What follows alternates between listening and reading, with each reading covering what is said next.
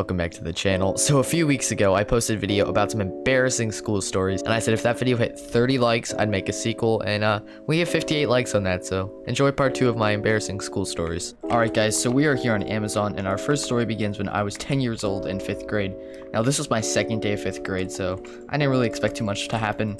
Nothing really did in context, but I was terrified. For some prior context, from kindergarten to 4th grade, I went to a private school, but in 5th grade, I transferred to a public school because my old school closed down.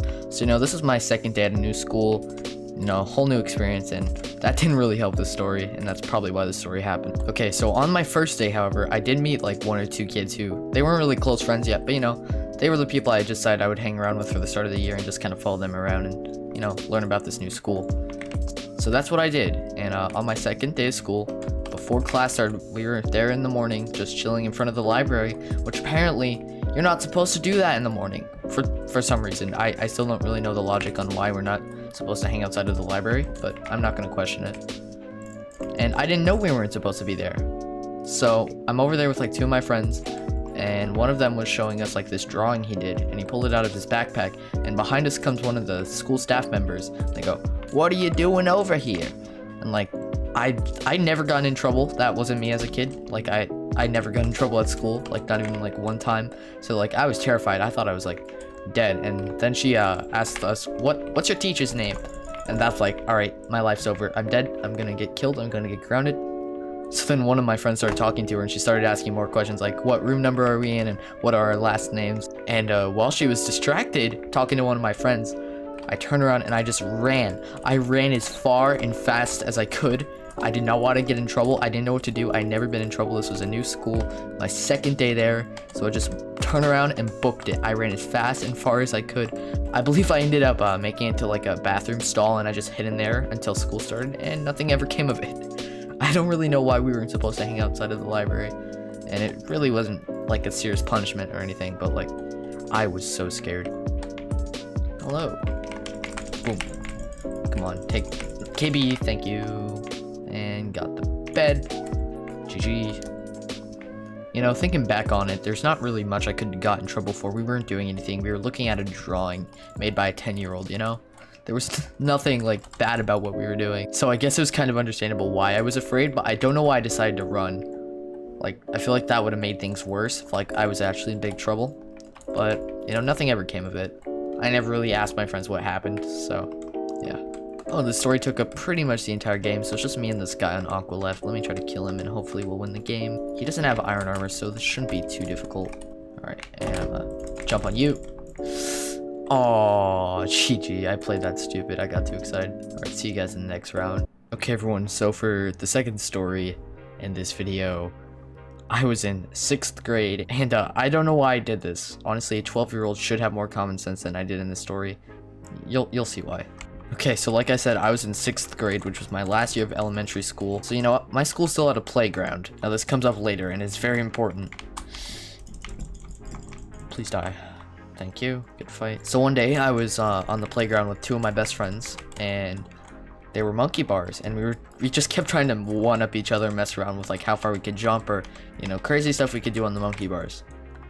And eventually it got really insane to where we were trying to jump and grab onto the last bar without like falling flat on our faces. Well, let's just say I failed. Oh, come on, and good fight. Come on, I want to get this guy's fed before I continue. Okay, so eventually it got to the point where we were trying to jump the entire monkey bars. So eventually it got to the point where we were trying to jump the entire length of the monkey bars and grab onto the last one without like hitting the ground. So it was my turn. 2 of my friends had tried it before me, so I was the last one to go. One of them was successful, I believe. The other one wasn't. He just like didn't make it. His feet hit the ground. But when I went, I just like dove for it. I don't know what I was thinking. I just really thought it would be really cool if I was able to make that jump, especially because I was like really short at the time. Still am, but like was way shorter. And my height didn't really help me. I kind of missed and ended up landing in a pile of wood chips like flat on my face in front of everyone. So that was pretty cool. So that was my story of how I became an athlete. But that's not the end of this story. So the 2 or 3 of my friends that witnessed this they would not stop bringing it up. And on the last day of school, we had this session where everyone in the class would tell a story about someone else in the class, and we'd have to guess who it was.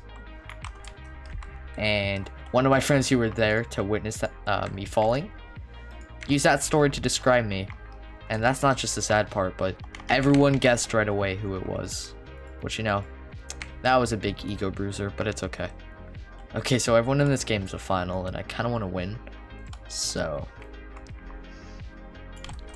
sorry if I stop commentating for a second. I don't even think this guy's seen me yet. He's just kind of minding his own business, so hopefully he will. Yep, he's going in the shop. And before he could buy anything, let's go. I got this. And good fight, sir. Okay, there's one guy left. So yeah, my friend used his story, and everyone guessed that it was me. And, you know, the people weren't there to even see that, so that says enough within itself about my athletic abilities. Not that I'm in, like, bad shape or anything. I'm just scrawny and very weak. Okay, come on. Yep. Come on. Oh, this is a close one. Hey, let's go. Good fight. Okay, guys, so we're in our third story. Now, this story is another one that kind of just describes to you my amazing athletic abilities, and you will see why very shortly. Oh, okay, buddy. You keep doing that. Oh, nice. All right. Nice one. Hold on, I want to get this guy's bed before he respawns. Come on. There we go. Alright, so this story takes place in 8th grade, and it was equally embarrassing and painful. So this story happened during my PE class. I believe it was like in March or some kind of spring month, and it was a rainy day. So we were inside doing PE. We were doing volleyball unit at the time, so we just decided to do some like volleyball games inside. Well, is this guy just gonna go for my bed? Are we really gonna bed trade right now? Nah, dude. Nah, I'm boarding. Okay, so we were playing games indoors. You know, it was okay. Everyone was just kind of waiting for their turn to go, all a little bit nervous because we had just started. But, like, this was our first time playing actual games. And, boy, did it go well. So, eventually, it was my turn to go, and I went up there with my team. So, my team consisted of a lot of, my friends who are nerdy and not very athletic. So, you know, we didn't really know what we were doing. And we went up against the girls' varsity volleyball team. So, I'm pretty sure you could already picture how this is going. We're getting absolutely destroyed. You know, we were a good distance apart. And, one of the girls spiked the ball, and it flew across the entire gym, hitting me square in the chest. Like, everyone saw it, and everyone just went, oh. And the crowd, like, they felt my pain. It hurt so much. Like, it knocked the air out of me for, like, the next, like, half hour. And it was so painful, but it was also equally embarrassing. Because, you know, we were trying to hit this ball back, but no, it just hit me square in the chest, nearly knocking me over from across a gym, you know, flying max velocity. It was insane. This guy's telling me to stop.